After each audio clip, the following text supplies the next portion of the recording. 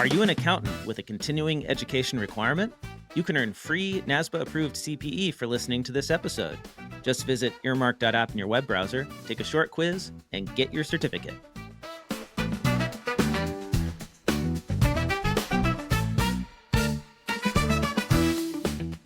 Hello and welcome to Oh My Fraud, a true crime podcast where corporations are people, my friends, and some of those people should probably be locked up. I'm Caleb Newquist. You're all in for a treat today. BECCA Platsky. She is the host of the Corporate Gossip podcast. Actually, she's technically the co-host. Her brother Adam Platsky is the other host. And I talk about this a little bit in our conversation, but I do not remember how I discovered the Corporate Gossip podcast, but it caught my eye and I went through the episodes and there were some great stories in there that I wanted to listen to, and I listened to it. But the thing that really caught my eye was, or caught my ear, one or the other, is that BECCA self-identifies as CPA scorned. And I thought, oh, maybe she'll talk to another scorned CPA, i.e. moi. So that's how that all came together. We had never met before, but I think we had a fun conversation and we talked about a lot of different things. It's very freewheeling, probably more freewheeling than some of you will like, but I thought it was fun and BECCA seemed to have fun. So anyway, before we get to that, just a reminder, if you need a live presentation or a keynote speaker or a webinar or anything in that realm, and you like what we do here, email ohmyfraud@earmarkcpe.com to get more information on pricing and availability. And so, yeah, if that's of interest to you, hit me up. So anyway, this is me with BECCA Platsky.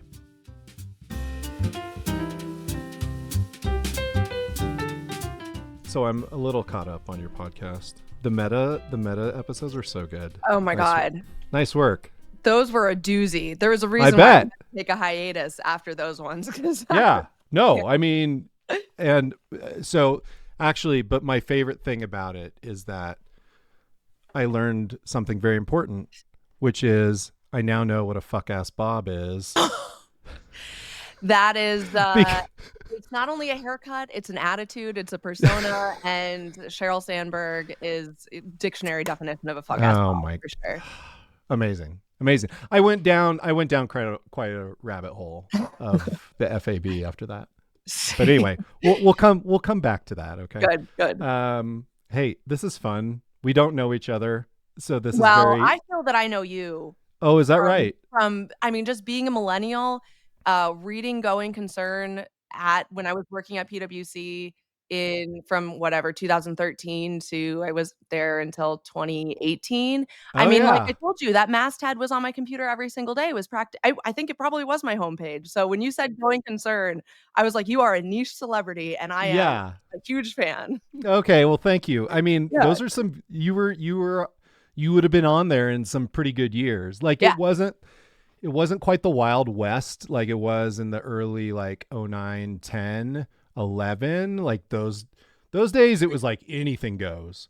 And I don't know if I started to mellow out or what happened, but around that time, that 2013 to 2018 period, I don't know, we did some original reporting and we always tried to do some, but like it was, I don't know, they were just, I don't know, we had been established by that point.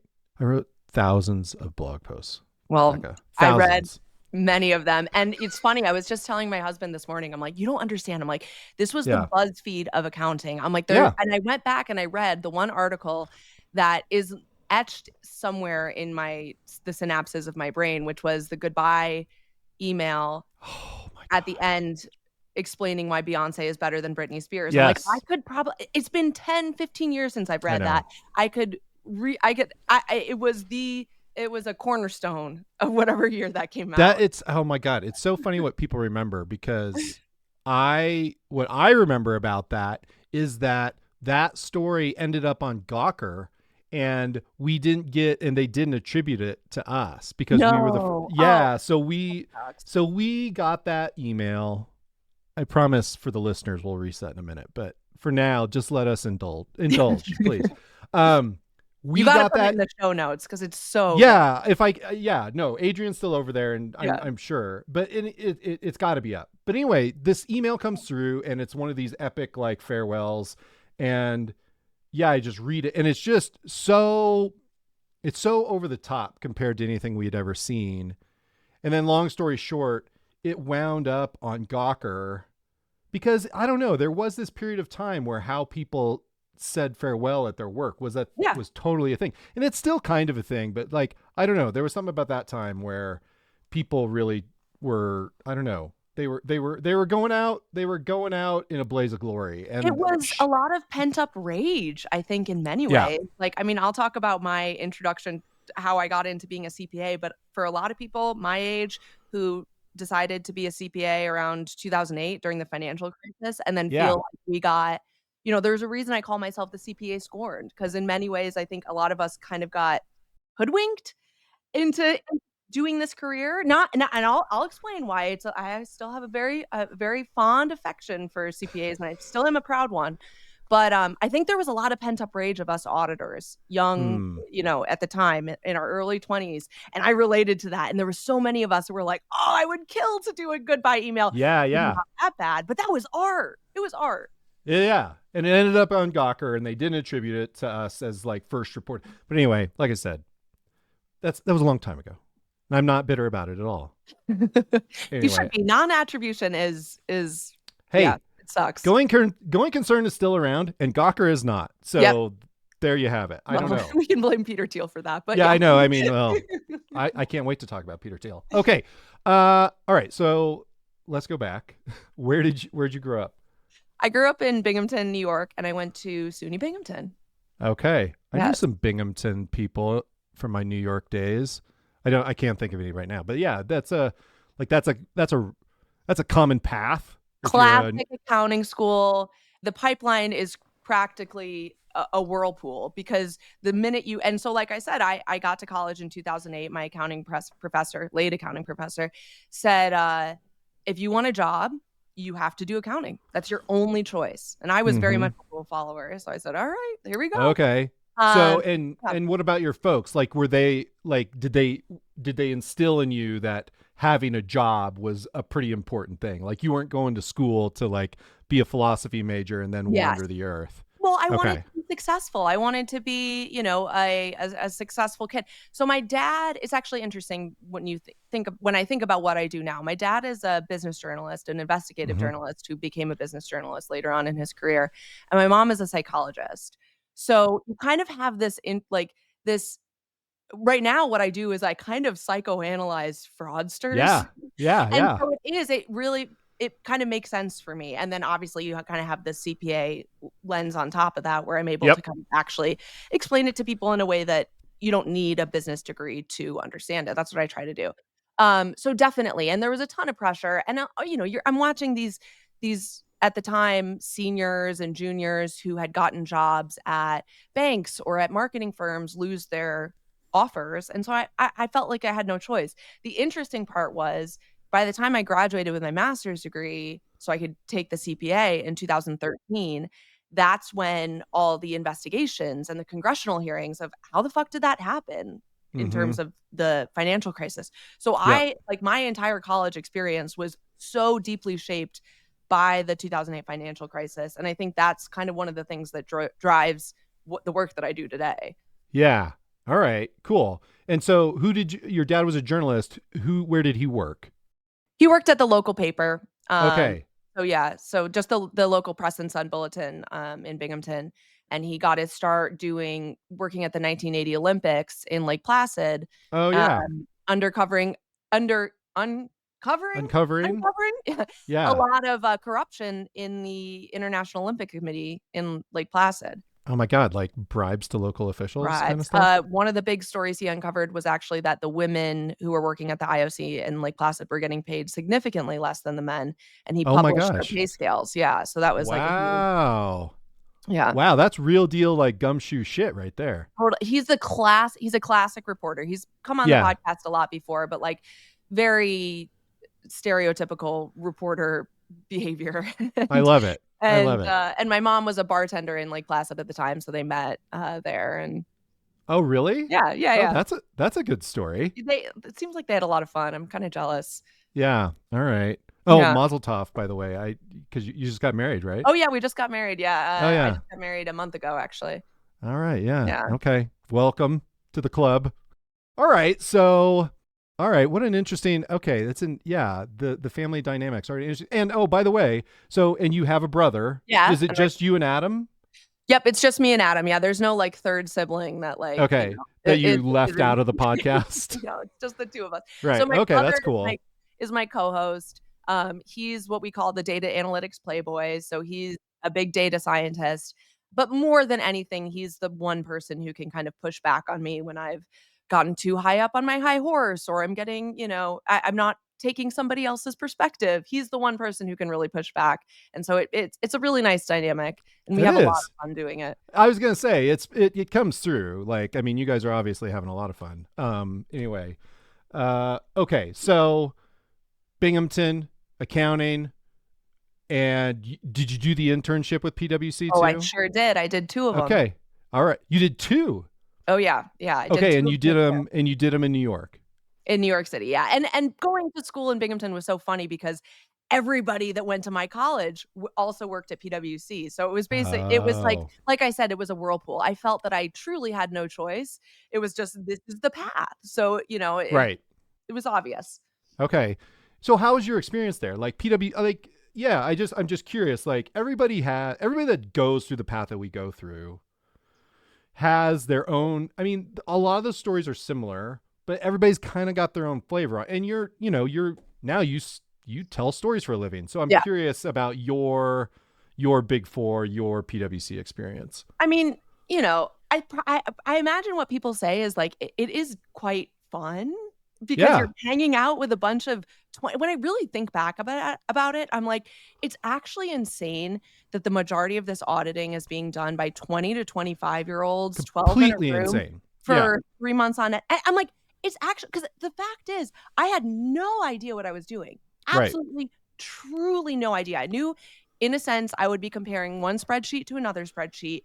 But beyond that, for the entire 2 years that I did straight accounting, because I moved quickly after that, I had absolutely no idea what I was doing. And if you asked me to describe it, I would bullshit really well, but I had no idea. Right. So I had a lovely time, met so many great friends. The work was tremendously painful, and it kind of blows my mind that I even had the attention span to do it. Yeah. Now I can't imagine, especially with smartphones and the way that people's attention spans and working from home. I genuinely can't imagine how people do it. And we talk about it in our podcast. I don't know if this is something you want to include, but we talk about the prevalence of misusing ADHD medications, and a lot of people, especially young professionals who are in these types of environments where it's incredibly monotonous work, the abuse of amphetamines is rampant. It was like that when I was there. I didn't know about it at the time until much later, but I think about that now. I'm like, God, this monotonous work is, while it was informative to me, I wouldn't want it to be replaced by AI, for example. Right. But at the same time, it was rough. But yeah, so I did that for 2 years. I moved into kind of more of a consulting role because I just had met somebody who knew somebody who could get me into this other position.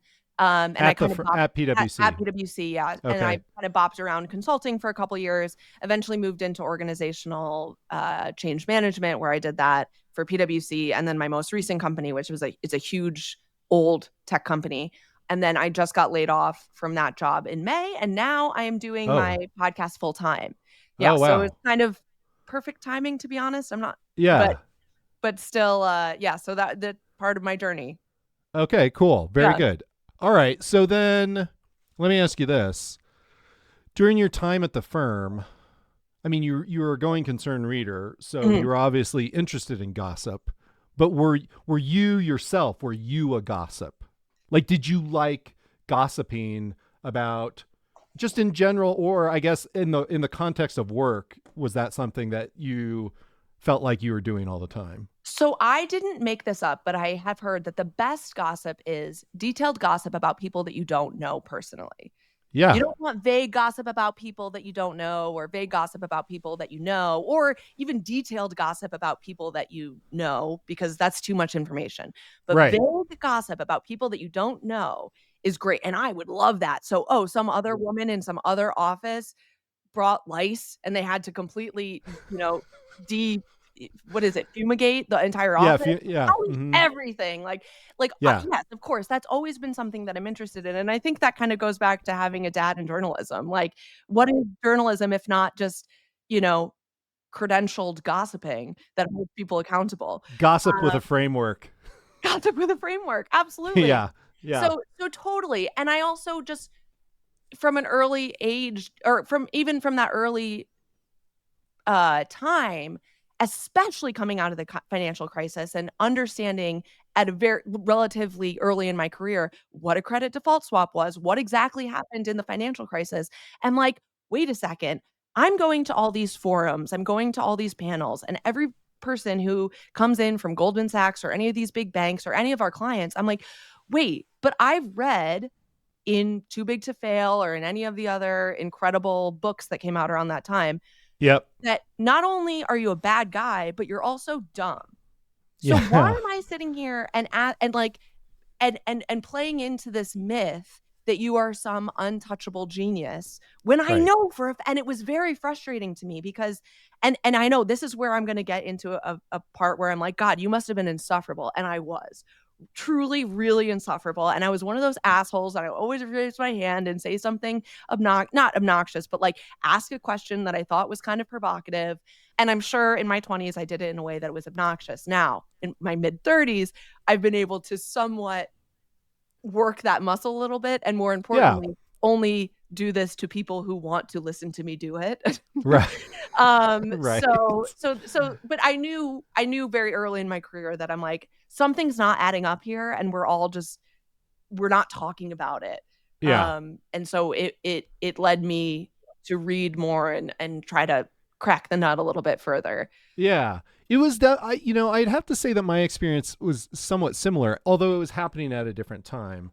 So like while you were kind of starting your career in the wake of the crisis, like my accounting career, my CPA career was coming to an end during the crisis. Mm. So like it's 2008, I'm in New York and I'm reading Deal Breaker, I'm reading New York Magazine, Daily Intelligencer. I was reading that. The Elliot Spitzer scandal was that year. Like there was all this crazy stuff going on. The Bear Stearns bankruptcy was actually in 2007, I think. So like that had happened, but then like the summer, so like yeah, like 17 years ago now, which is just insane to say out loud. But like that summer, and there's all these questions about Lehman Brothers and all these things that is going on, and then it just all comes to a head in the fall. Like that was all happening in real time. And then I was at KPMG when things like when there were layoffs at KPMG, there was layoffs at every firm, not to mention like all the people that were working in finance at that time, and the crisis, and it's the end of the Bush administration, and it's just this shit show. And then on the other side of it, like while you had kind of this, you were coming out and thinking about this stuff with the benefit of hindsight, Mhm. we were all just caught in the mix of it and just like, what the fuck just happened? And then a bunch of us had to figure out what to do next because it didn't feel like going back to what we had just come from. Like that wasn't going to work. At least it definitely wasn't going to work for me. And I, long story short, I fucking decided I was going to write on the internet. But it was definitely one of those things where I don't think I was ready to call bullshit on everything, but I was jaded enough and cynical enough to think I don't want any more part of that. And in fact, I think I'd rather write about the stuff that's happening in a way that I think, like from the perspective of an insider, just kind of like what Deal Breaker was, what kind of Above the Law was, things like that. And I got lucky enough that those guys that ran those websites, they were looking for someone to do something on accounting. And then I'm like, I'll do that. I had been keeping a blog for a little while by then, and it just, I don't know. I got lucky in that regard. Yeah. And so, but yeah, and I don't know if you would agree with this or not, but there's like the gossip that I think where I've come around to gossip, because I don't try to rationalize it per se, but I'm still a gossip to this day at my current job. And part of the reason gossip is good and gossip is important is because it's a way of staying informed about what is happening if you're going to work for I think especially larger companies. I think people need to be aware of what's happening within those companies and not just taking the internal communication at face value. Oh, truly. Right? Because I think it's just a way to protect yourself, because I just don't, in this day and age, I don't think anyone is really of the belief that, oh, my employer's looking out for me. Like they're definitely, right. I think we're past all that. And so gossip is how I think people really stay informed on a meaningful level, especially at larger employers. I don't know what you think. No, that's kind of where I completely agree. I mean, gossip is as old as humans are. It's right. And so it's not anybody who, believe me, I get a lot of people who say, oh, I think that you shouldn't be gossiping about these billionaires. Oh, you think you can do it so easy? Why don't you try it? And in various variations of that trolling.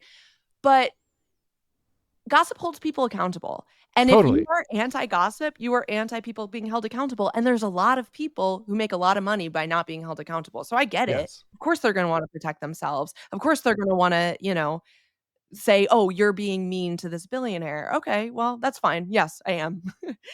And right. Yeah. Okay. So now that we've established your kind of your gossip philosophy. So how did you decide to start a podcast? Like, what's the story of that? So, many podcasts, especially this decade, it started as a TikTok. And so I just started doing TikToks, and I did one on Enron, and I was like, damn, I forgot how much I love talking about Enron. Yeah. I remember it's one of my first memories being 11. I remember being in a hotel with my dad, and we were watching news coverage about Enron, and I remember it to this day, and I can never get enough. It's just fascinating to me. Ken Lay in the fetal position as when he came back as CEO, realizing that everything was falling apart. Jeff Skilling getting shit-faced at a bar and being hauled into the drunk tank when he's realizing everything's falling apart. Oh my God, it's unbelievable. And so once I remembered how much I loved talking about this stuff, it also coincided with the fact that my boyfriend at the time was also opening up a podcast studio. And then I decided I think I can just do this long form. And we've been doing it for a little under 3 years now. Okay.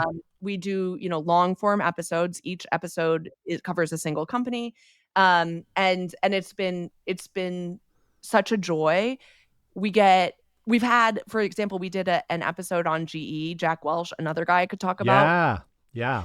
We had one of the former CEOs of GE, Jack Flannery, reach out and was like, love your podcast. And so we have nice. Former CEOs, we've had former employees, we have lots of different people who know a lot about business, who got an MBA, who are CPAs, and people who don't, because we talk a lot about pop culture too, because that's the crossover is more than you would think. But yeah, so we've been doing it for 3 years. And like I said, I'm now not necessarily by choice, but by destiny, doing this full time. And so it's been one of the great joys of my life is doing this podcast. And it was always you and Adam doing it together. Yeah. All right. Exactly, cool. Yeah. So he kind of shared your interest in terms of, well, we can go on there and talk legitimate shit, not just talk shit, but talk legitimate shit about these companies and what's going on and what people are doing. And you guys have perspectives, you have point of views too. I think that's the thing that people kind of, I don't know if people say things like this to you, but like what people have said to me over a long period of time is like, oh, you know what you should blog about, or oh, you know what you should do a podcast on, and be like, no, please tell me what I should do, because like people, it's one of those things where you have to have something to say. Yeah. Right. And I think because this was our world, because our careers were we were accountants, but then also we had kind of, I don't even know what the skill set is, talking or just being like I think you were saying in one episode recently, like being able to think critically about like these situations and like read between the line when you're reading this stuff in the media.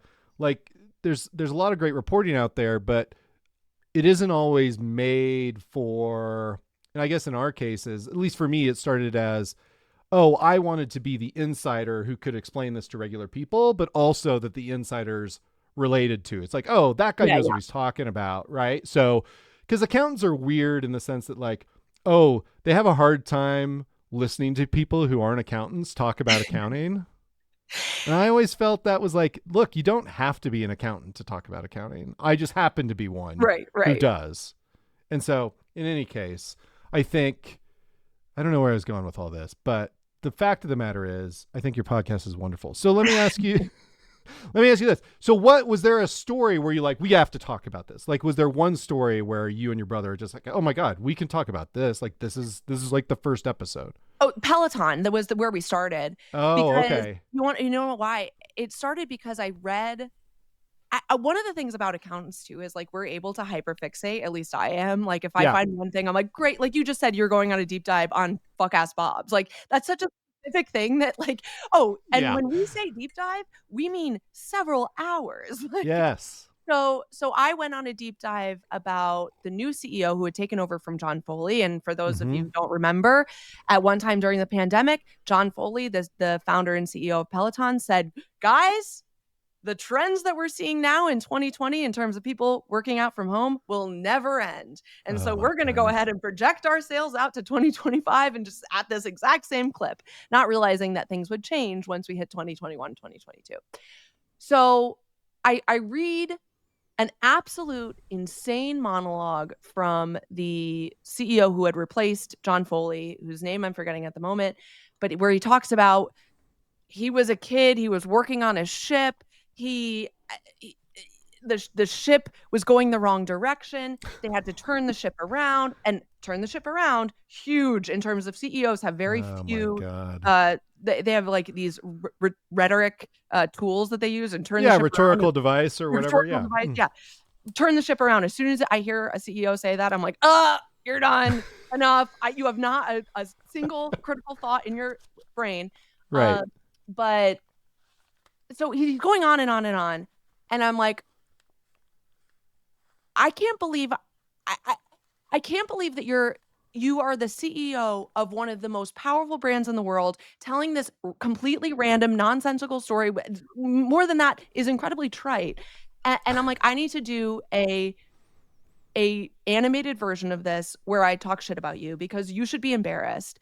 And just the decisions that he was making and where Peloton had come from, John Foley just being canonized as this incredible CEO who was actually just at the right place at the right time.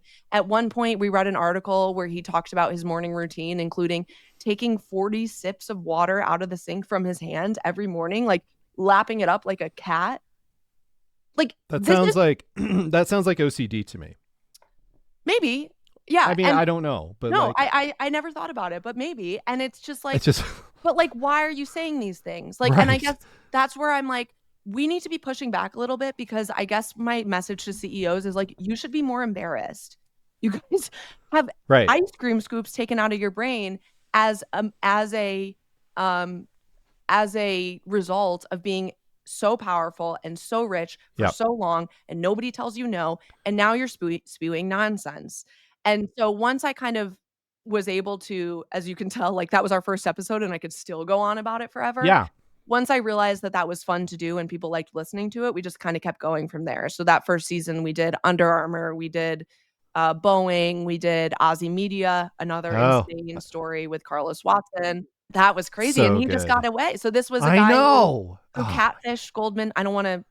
You can no, edit it's this okay. out. It's But okay. catfished Goldman Sachs, Yeah. and then was sentenced to what I believe was actually a way too harsh of a sentence, 10 years in Yeah. prison, and then basically just sucked up to Donald Trump, and now I was know. pardoned. The story's insane. The story's insane. Yeah. I have a colleague now who was at Aussie she left in 2018. Oh, so like It's right at the end of it. Yeah. not quite at the end. So she was there when that BuzzFeed article came out that said, "Oh, they bought all this fraudulent traffic," Oh, and they yeah, sent yeah, it sent it to that JP Morgan article.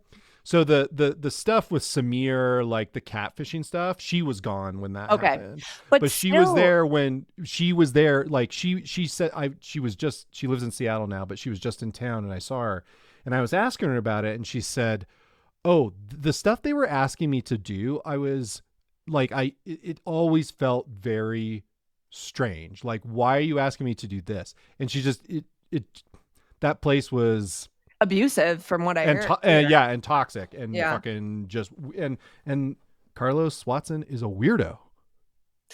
Big Very time weirdo. charismatic. Very Very charismatic. very charismatic. But a huge weirdo, absolutely. So let me ask you about that. So I have a lot of feelings about this, and I just want to know what your take is. What is it about our culture that kind of you said it very well earlier. Why do people canonize these people? Is it media? Is it the people that they surround themselves with? Like, why do people like revere these business leaders to the extent that they do? Because it's a little bit gross. It's a little bit childish, but then also, like you said, people, they don't want to hold anyone accountable when their behavior is, questionable. So I'm just curious, like, when you think about that, like, what is it about America or the US, or maybe it's not unique to the US, but I'm just curious what you think about why that is. And it seems to be getting worse in a way. Oh, see, I kind of think it's getting better, but okay. So my one word answer is Ronald Reagan, but one word. Yeah. And if you hate Ronald Reagan, you would love my podcast because it's half of it is just us shitting on him. But really, I mean, since Lee Iacocca, and then after that, the dismantling of the regulatory state, the only way to kind of back into, hey, government is bad, corporations are good, trust corporations over the government, is to say CEOs like occupy a immortal, like the level of their intelligence cannot even be measured. Right. Even if they say something wrong, we have an entire 700 persons comm department in the case of Meta to back into why their decision was actually right. I mean, if you look at how dictators run their countries and then look at how corporate comms run a lot of these huge companies, it's the same. Like, there is no on top of that, we have the corporate governance in America is a absolute joke for the most part, where you have boards of directors that are buddies with the CEOs. Yeah. What's the point? I mean, these guys, if I'm the board of director and all I have to do is show up and approve this guy's pay package for $50 million or $57 million in the case of David Zaslav, one of the biggest flop CEOs of all time. Yeah. And then I get to go and get invited to Cannes with David Zaslav and hang out on his yacht. Hell yeah, I'm going to do it. Oprah's going to be there? Okay. Oh, hell yeah. Why would I not? There's no consequence. And it's just, so I think short answer is Ronald Reagan. Larger answer is American individualism, the collapse of the social safety net, the way that we need to kind of, but I also think, like, I do actually think it's flipping, because I think that it only works if people aren't constantly being fucked over and scammed by these companies. Yeah. If, like, the majority of people are still like, I can buy a house, like, I have some loyalty to this company, I know I'm not going to get laid off. Like, I worked for a tech company where most people, it started in 1900. Most people spent their entire life working at this company. Right. That's not the case anymore. And you can see Right. it in the way that employees interact with their employers. And when you don't have that loyalty, it's a lot harder to keep up the myth that the CEO is a god. Right. Yeah. Have you guys done a WeWork episode? No, but I love that story. I mean, It's Adam such a Newman good is like story. such, I mean, talk about a cult leader. Oh my God. Like, so you like Scott Galloway, yeah? Oh yeah, yeah. I mean, I Okay, listen so to Scott it all the time. Galloway, Scott Galloway. I don't remember if it was on a documentary or what, but there's just this one like soundbite from him in something I watched, and he's like, "They're renting fucking Yes, desks for God's sake! yes. Like this is not It's a subleasing yeah, company. it's not a multi-billion-dollar business." Just and I'm like there was something about that WeWork. I just and look, I'm not saying that I'm smarter than anybody else. All I'm saying is that I saw it coming, whatever. All I know is when I would read about WeWork, I hated every sec. I Yeah. just hated all of it. I just like, this doesn't smell right. That guy's a creep. Yeah, kibbutz, nice story, like great. Like this is all very well, but the myth making behind it all was just like, and that he was some kind of genius or some kind of inspirational like person. I'm just like, what is he saying to people in these meetings? Like, how is he convincing people that this is the future? And like, I don't know, there was something about that story.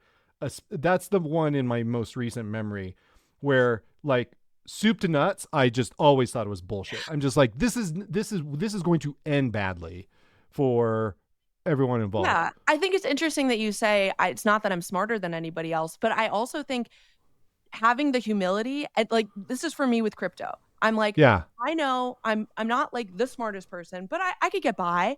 I Yeah. don't understand crypto. I don't understand its value. And I'm like, for me, if I don't understand something, then I'm not going to get involved in it. And how many people try to convince me, oh, you just have to understand it this way, or Adam Newman, oh, because you don't get the vision. You don't understand. We're not a subleasing company. We're actually trying to, direct quote from their prospectus, change the world's consciousness. Well, Yes. see, Adam, I don't know how there's no I don't know. It's been a long time since I've looked up gap principles, so your listeners can tell me, but I don't remember there being a freaking line on the balance sheet for consciousness. Yeah. Like how do you Intangible assets. appreciate consciousness? It Like rolls up into intangible assets, Becca. Come on. assets. But it's like, so I'm like, if you don't understand something, and a lot of people are trying to convince you that you're dumb and that's why you don't understand it, just stick with your first gut reaction. Yeah, Because I think honestly. people are Yeah. smarter than they give themselves credit for. Yeah. And I'm like, or same with, like with blockchain. I'm like, I don't get it. I don't want anything to do with it. I don't trust it. I just don't. Like, Yeah. So here we are. It's 2025. Things are weird again. I don't even know what to think anymore at this point. Like I said it on a recent episode, I think, like if this administration could get away with it, I think they would figure out a way how to decriminalize fraud as a like in the criminal code. Like they would figure out a way. It's like, how do we all this stuff that people are doing. And Watson is a good example. It's like, here's a guy who's convicted in a court of law. Was his sentence 10 years. yeah, his sentence was pretty tough. Yeah. So maybe commutation is appropriate, but like he was still found guilty in a court of law by a jury of his peers. Last I checked, we still say that that's how we do things here, and if that's what happens, then you have to pay the consequences. Like there is you will be held accountable in those instances. Yeah. But what I don't understand is like, it seems like that, well, there's another example, and I don't want to just talk about people that Trump has pardoned because I don't want to necessarily fixate on that, but it does feel like we're in this kind of weird period where people who have access, people who have money, people who have, whatever, it does feel like that wrongdoing, there is going to be less accountability for a few years here rather than more. And maybe I'm wrong. Maybe you say, like you said, with the CEO worship, that's kind of turning a little bit. People are more aware of what's going on, and they're starting to get mad about it. Or do you think that it's kind of like still this golden age of fraud, to use that was another episode we did, but like, do you feel like it's kind of like, make hay while the sun shines right now for people who want to, I don't know, not follow the rules or to fuck people over? I don't honestly, this is going to be kind of radical, but I don't think it's any worse now in terms of people doing fraud and getting away with it than it was under Obama. I don't think it's any worse now than it was under Biden. I think one thing that the Trump presidency is doing is showing how much people in the top who are connected get away with fraud and have no consequences. I mean, Boeing, there's been issues with Boeing since 2012. There's been issues with PG&E similarly in terms of fraud, in terms of not following regulations, not even not following, but just like deliberately deceiving regulators since way before President Trump. But I think it's just really quite eye-opening for many people where it's like, holy shit, I didn't realize just how easy it was to bribe, how easy it is to get away with this kind of stuff if you're connected enough. And I think it's kind of cool in a way because it's like exposing a lot of these things because Trump is just so blatant about it. Transparent even. Just says, yeah, man, rock on. Hell yeah. Like Clarence Thomas is not going to stop you from doing fraud if you want to do fraud. But that's one of the things that we look at in our podcast. Like, for example, Meta. In 2012 to 2016, Obama had a lot of opportunity to regulate Meta, which was Facebook at the time, and did not, and was extremely cozy with a lot of these tech companies. He allowed for a lot of these things that could happen, a lot of these things that his advisors told him would end badly and didn't. And now we're suffering the consequences. So I think, and why did that happen? Because it was cool to be friends with Mark Zuckerberg at the time. It was cool to be friends with Sergey Brin. And Obama wanted to be cool. And so like, as much as I want to say like, this is a new time, I actually don't think it's any, in fact, like, I mean, look at the Meta case, we don't know the results, but the antitrust case was brought during the Trump administration, the first Trump administration, and now went to trial during the second Trump administration. I don't think it's just a coincidence that Biden did nothing with it, because Democrats and Republicans both love corporations and they want them to be happy. There are certain Republicans that don't like what they perceive as woke companies. Meta is one of them. So they all have their different reasons to go off after certain companies. But overall, the headline is Democrat or Republican, the corruption between, billionaires. I mean, we live in a kleptocracy, and kleptocracy right now is bipartisan. And I think that's where, for example, in New York City, Mamdani was so successful because he's talking about a lot of these things that people know, and other Democratic nominees that are in part of the establishment we're not talking about. Yeah. No, I think you're onto something. All right. I'll give you one quick example. At the beginning of Kamala Harris's presidential run back about a year ago now, you'll remember in the beginning of her run, she said, we're going to address price gouging at the grocery store. Yes, I remember. So lots of different things like that, where we're going to go after companies who are scamming you. And I'm sure if you're a human living in America right now, you kind of feel like every company is out to scam you and you're having to be hyper vigilant about not getting scammed. And that's just like a shitty way to live your life. So Harris was like, hey, we're going to address this. But you'll notice towards the end, I remember this, towards the end, she's talking about a small business loan, or it suddenly turned into pull yourself up by your bootstraps type of. Well, why did that happen? In particular, there's one very specific, and I can link the New York Times article if you want, but a big business lobby that said, no, you're not going to implement price controls, otherwise you're going to lose our donations. Well, what is that if not corruption, right? Like this was a very popular policy that ended up getting disappeared because of big business interests. Like this is, again, it's bipartisan.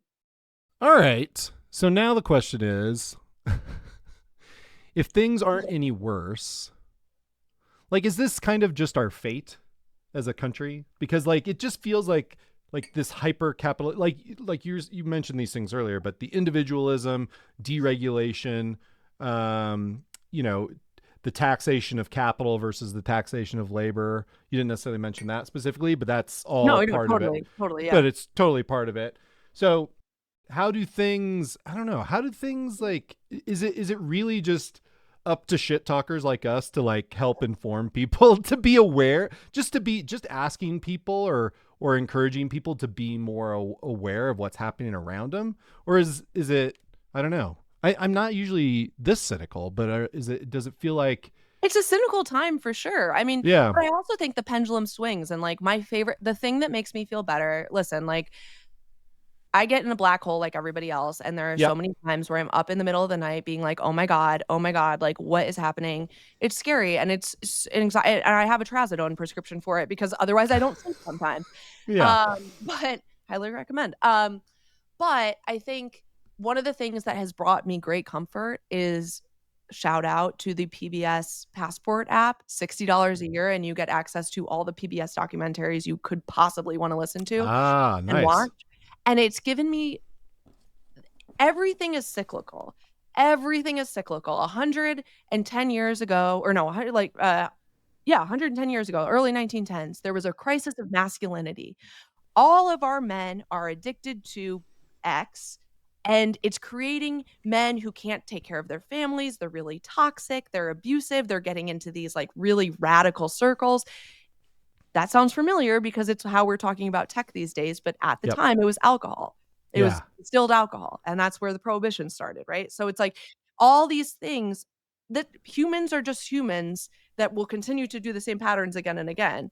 And I believe, like many people say, that we are in a second Gilded Age.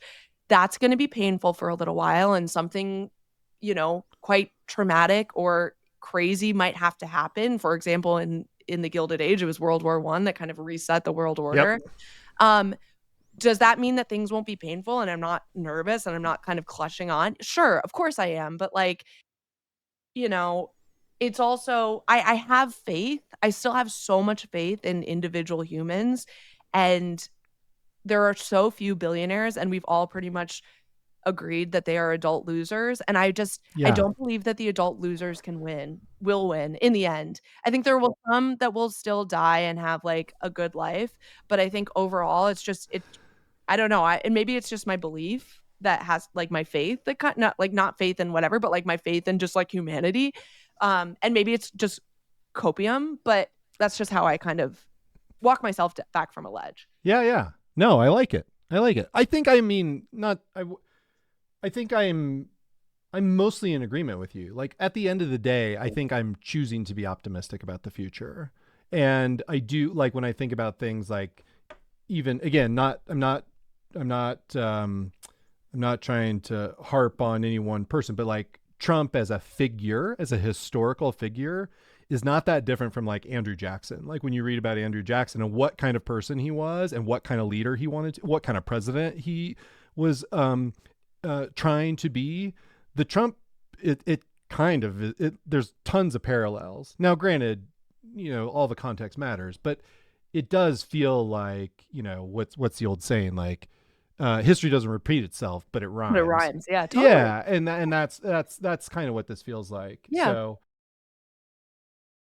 okay, I don't have anything prepared, but I will do the best to improvise here.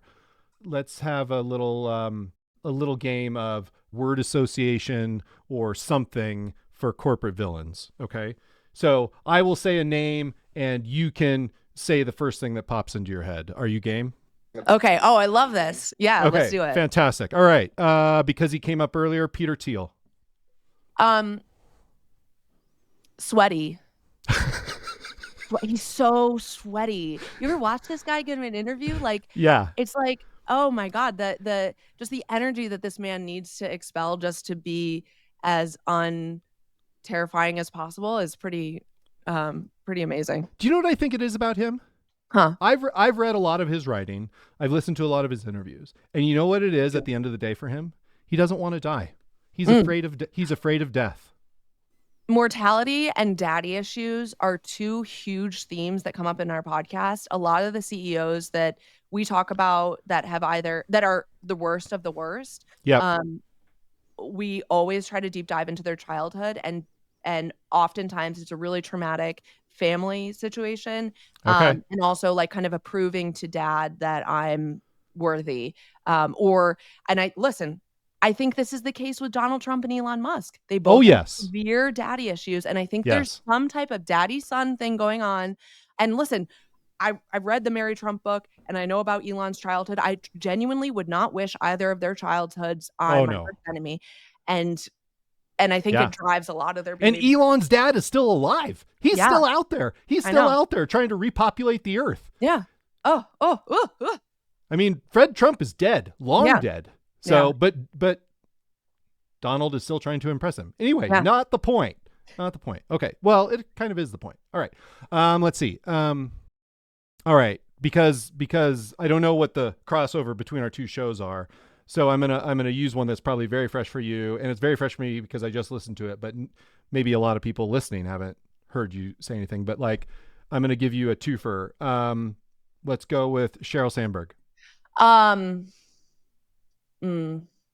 The word that I'm thinking of is Instagram or social media. And the reason I'm not saying that because it's the product, I'm saying it Yep. because like the idea of kind of creating a facade for yourself that is so departed from who you actually are, or I would say like facade or some type of fake Yep. liar. Okay. I like it. All right. Let's okay. Another obvious one. Jeff Skilling. Oh, Harvard MBA. He is like Ah. so we talk a lot about Harvard MBAs and like the I don't know if you have many that listen to your podcast, but just the severe groupthink Yes. that happens, and he to me is like so stereotypical. Yeah, just feeling that I went to Harvard, therefore everything that I say and I think, he your listeners will know this. He wanted to do an accounting where he recognized the revenue of an idea when he had the idea, when it Right. came to his brain. Yeah. So maybe the word I would use is revenue recognition that is absolutely amazing, incredible, never been done before, never replicated, never duplicated, in the words of Lady Gaga. Yeah. There's something about you guys also talk about McKinsey a lot too, right? Oh my God, yeah. That's one of our most popular episodes is the deep dive on McKinsey. Yeah, the Harvard and kind of McKinsey double whammy Oof. of Sheryl Sandberg, Harvard. Right. If that's in your life experience, then I think you said it on one of the Facebook episodes, but like there's no problem that they can't solve. Yep. There's nothing they've ever been wrong about. Like there is something about kind of, I don't know if cognitive dissonance is the right phrase to use right there, but like you could confront them with all the evidence to the contrary of what they believe and they still won't believe it.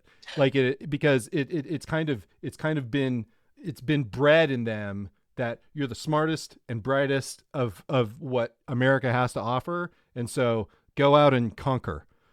Yep. And if the idea doesn't work, it's because of some other external force. It has nothing to do with you. Yeah, absolutely. I mean, it's quite interesting when you really look back and you look at the themes of the people that we talk about, like how Yep. many of them had the same exact life path. Well, Right. that's maybe before we wrap, we can talk about the fraud triangle because that's like one of my favorite things to talk about too. Oh, okay. Yeah, sure.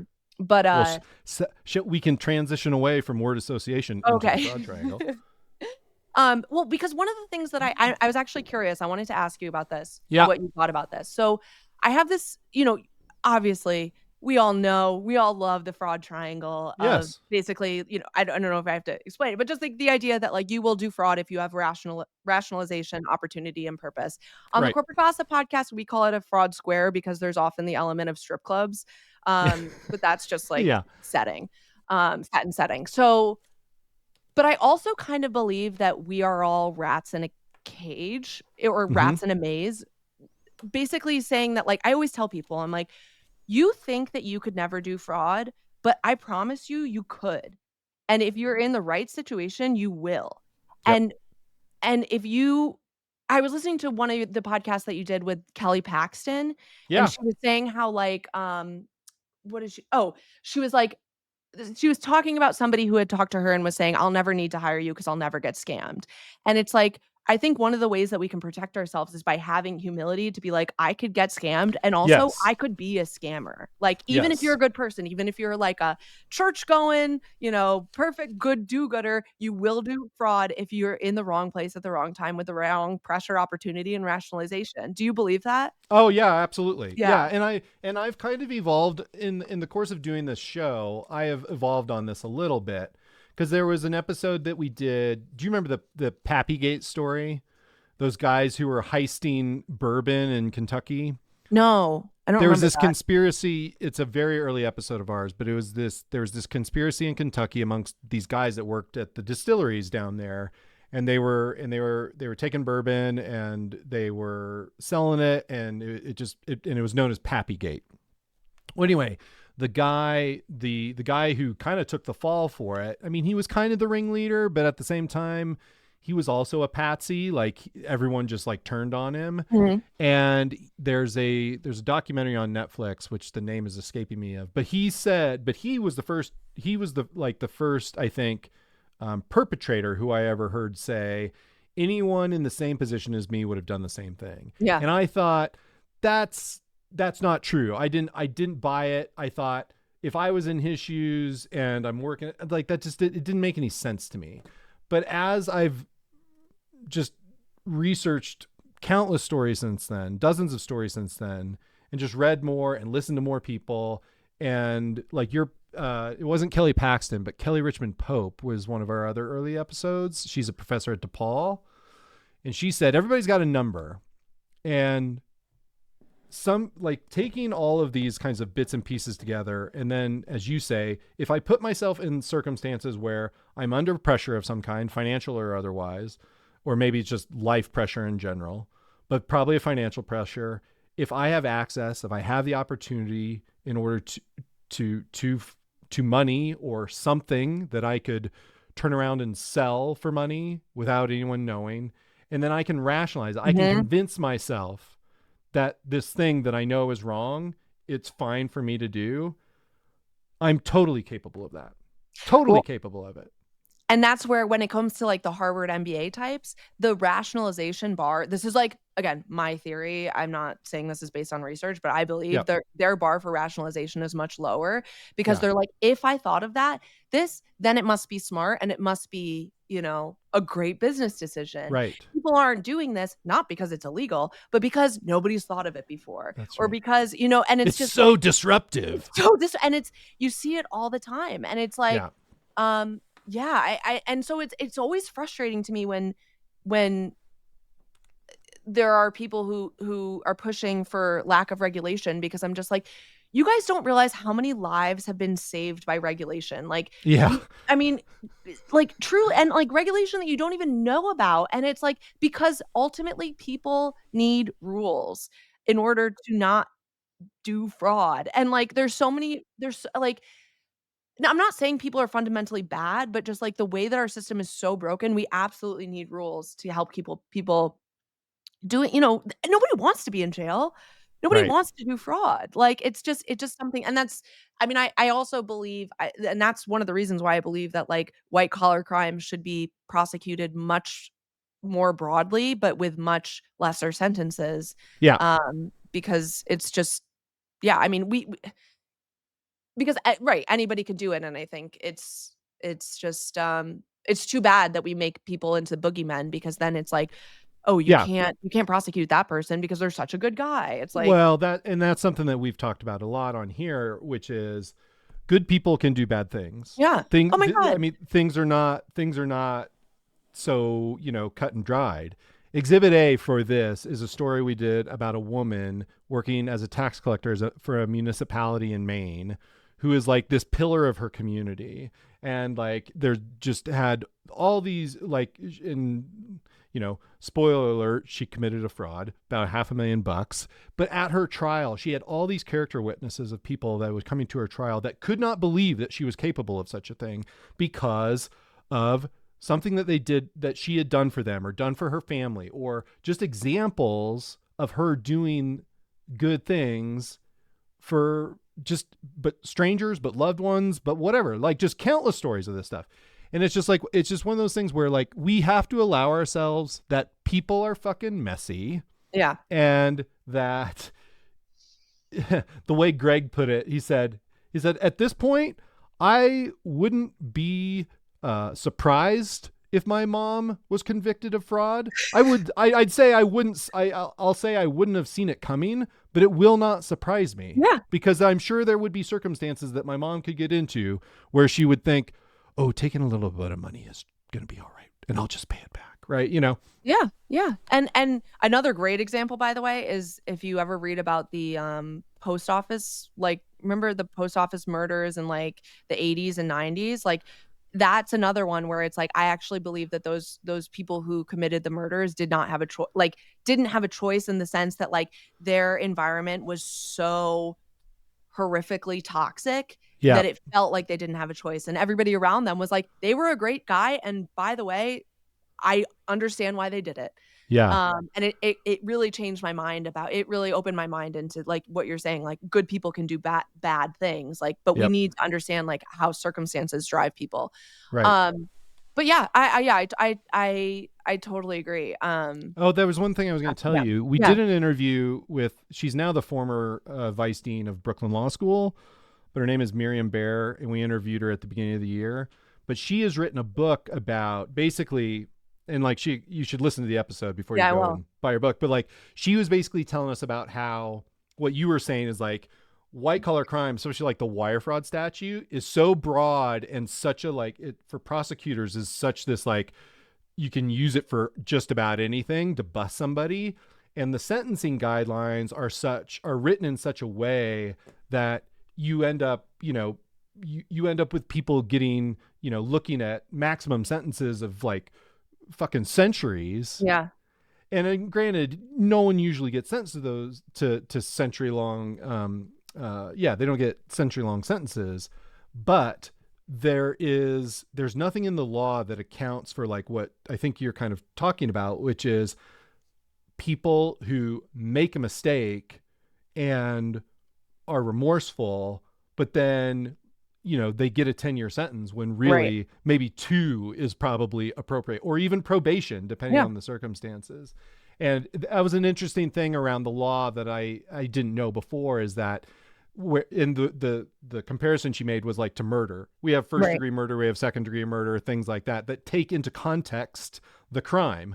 Well, in fraud, context doesn't really matter in the eyes of the law. It's so interesting. If there was first and second and third degree fraud, like depending where you are. Yeah. Oh, I didn't know that. Yeah. No, but I mean, it's just like it's also disheartening, and I understand why people are so frustrated, because it's like, okay, Luigi Mangione allegedly committed murder. Yep. You can take this out if it's too like radical but allegedly committed murder. And PG&E has admitted to manslaughter of over 80 people in one fire because of their negligence. Right. And hundreds of people have died because of negligence that PG&E has admitted to. But there's no criminal consequences for the executives who had reports that said, if you do not fix this, there will be a fire, people will die. Okay, well, unfortunately, it's not in the budget. Sorry. And there's no consequences for them, right? Boeing, same thing. They have admitted to manslaughter. We were going to get them to have like an actual prosecution, but they just agreed to a non-prosecution agreement a couple weeks ago. But it's quite frustrating because we talk about fraud in terms of like financial consequences, but there are actually fraud can be murder. Yep. Like there is this idea of social murder, which is like if an executive, for example, like has the authority to make a decision that leads to somebody dying. For example, like a really good example of this is the Grenfell Tower disaster in London, where this was a huge apartment tower that had a ton of issues, and the developers knew about it, and they decided to not, do anything about it. And hundreds, I think, of people died. That's social murder. So it's like, but that's not prosecuted in the US. And it's so, like, when you see a lot of the anger around, like, Luigi Mangione and, like, the way he's being prosecuted in the US, it's not necessarily like, "Oh, people shouldn't be prosecuted for murder." It's people should be prosecuted for murder if they allegedly did it, and that should include everybody, Yeah. and that should include Boeing, and that should Yep. include PG&E, and that should And include not Consensus and United not just Healthcare. people like Bernard Madoff, right? Where they say, Yeah. "Oh, there was, in that case, the punishment fit the crime because of how much money was involved and kind of the kind of ripple effect of all those things." Or in what I've seen, the terminology I've seen in a couple places is economic homicide. And Mm. yeah, where he decimated people's lives because of his crimes. But you're right, it isn't accounted for in so many circumstances that it is, I don't know, it's a virtually a part of, it's a part of most of the stories that we do, where you learn about people who lost their life savings and people are too old to work, and it's just like, and what are they supposed to do? Move into their kid's basement? I'm sure that's what they want to do, is move into their kid's basement, especially when they had worked their whole lives to save the money so they didn't have to do that. Watching an elderly woman, from my recollection, outside of the Enron offices when I was watching the fallout as an 11-year-old, and this elderly woman was like, "Ken Lay told me to put all my retirement in Enron stock. I lost my entire life savings. I'm going to have to work now. I don't know what I'm going to do. I'm going to work at a grocery store." She's 80. Yeah. That radicalized me. I was like, Yeah. "Oh." And look, Ken Lay died. Like, you know what I mean? It's Yeah. just like a lot of this shit. And then that's another thing that's so interesting. I'm thinking about this now because I just saw Dorian Gray on Broadway on Friday, and it's Yep. but the idea of, like, doing bad things. There's a reason that Peter Thiel looks like he does. There's a reason that Jeff Bezos looks like an egg and Lauren Sanchez looks the way she does. It's because these are evil people. And it doesn't matter how many facelifts, how much Botox, you will look evil. And it wreaks havoc on your body. There's a reason that Ken Lay died I don't even think he was sentenced. He was convicted, right? He And then wasn't. He was died convicted. and he Right. died before sentencing. Yes. Because your body knows, even if you think that these billionaires, like, are living their lives, like, they are tortured inside. At least that's what I tell myself, because of how shitty they look. There's no way. Like, anytime people come to me and they're like, "Well, listen, I want to be an executive. Like, what should I do to protect myself from becoming having ice cream scoops taken out of my brain and becoming an asshole?" I'm like, Yeah. make sure you're involved in your community. And this is an advice for everybody. Like, go outside, hang out with people in your neighborhood, like, join a club, take up a new hobby, whatever it is. Like, it will make the world seem like so much of a better place. And then also, like, you need friends to not turn into you need to understand that other people and other humans have their own individual lives, so that you don't exploit them when you get into power. Because that's the problem. Like, a lot of these guys don't see people as people. They've, like, graduated into another, like, plane of existence where they don't actually see, and they've done studies on this. Like, people who are in power and people who have a ton of money, they actually, it's like we started saying that they have brain damage. Mhm. Because their brains struggle to have empathy with other people. They struggle to see pictures of people who are suffering and, like, feel anything. Which Yeah.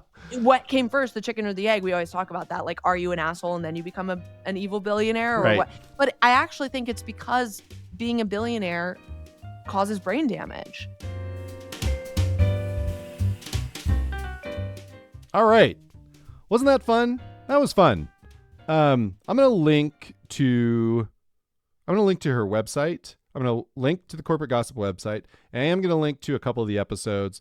I highly, highly, highly recommend the meta episode. It's a 2-parter, but it is, if you think you know the Facebook story or the meta story, whatever. I don't know. I wasn't an expert on that story. And after listening to those 2 episodes, it was just a fascinating, I don't know, I learned a lot. And you won't like Facebook by the end of it. Believe me. If you're on the fence, then you'll get to the end and be like, yeah, they suck. And it's because they do. Anyway, As far as lessons, I have to admit that the fraud square, that interpretation of how fraud happens, opportunity, pressure, rationalization, and strip clubs, it makes sense. Like I can see how that could you could make a case that the fraud triangle can easily become a fraud square. But other than that, I have not listened to all of their episodes, but it sounds like I should go listen to the Boeing one. The Boeing one might be quite good. That's again another story where I'm like, what do I know about that? Do I know everything about that? There's probably even more than I even realize. But anyway, thanks, Becca, for coming on. It was good fun. And that's it for this episode. And remember, someone just needs to take one for the team and be Mark Zuckerberg's friend. Okay? Can somebody do that? Can someone please just volunteer and just hang out with that guy? He'll probably pay you. And then maybe all this madness will end. Or at least one bit of the madness. Come on, anybody. Takers? Anyone? Anyone. All right, forget it. If you want to drop us a line, send us an email at ohmyfraud@earmarkcpe.com. Oh My Fraud is created, written, produced, and hosted by me, Caleb Newquist. Zach Frank is my co-producer, audio engineer, and music supervisor. Laura Hobbs designed our logo. Rate, review, and subscribe to the show wherever you listen to podcasts. If you listen on Earmark, you'll get some CPE. You won't get all of it, but you can get some. And then you can pay, and then you can get as much as you want. That's just how they do it. I don't know. You can't, I can't help you with that. There's only so much I can do. Okay? Just, if you're one of those accountants that needs the credits, do it. Join us next time for more avarice, swindlers, and scams from stories that will make you say, oh my fraud.